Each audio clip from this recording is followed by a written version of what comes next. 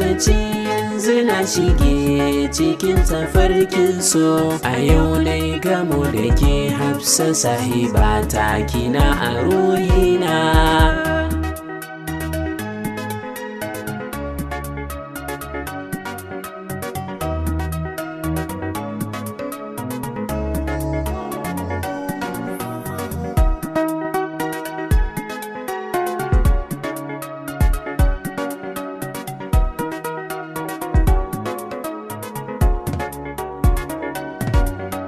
Labarin zuciya fuska za a zo a rinka dubawa, idan so ya zama ƙauna cikin jini nan ya ka zagawa. Zai sanya wanda ke safirgici komai baya ganewa. Ni ma sanda nake yi wa Hafsa ya sa na manta ma kaina.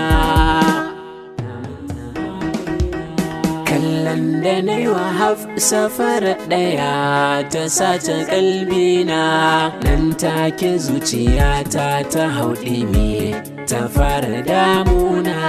Na kasa yin zama koko na tsaya tana ta sukana. Na ɓoye santa na ƙi na bayyana har yau tana raina.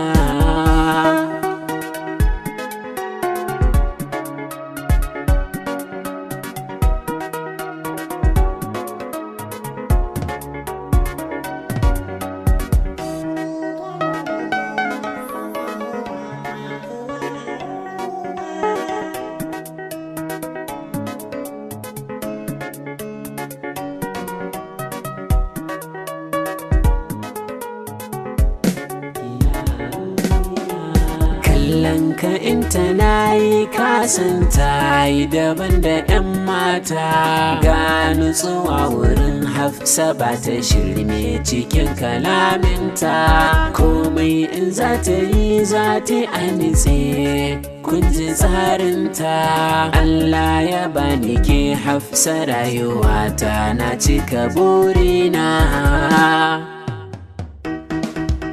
Sautin muryarta in ka ji na kama da wasu tsuntsaye. In ta yi tafiya za ka kalli bata har da sawaye. Ga murmushi wurin Hafsa ba ta yin fushi a kowaye. Hafsa rabin jiki na ce na faɗa ku daina zagina.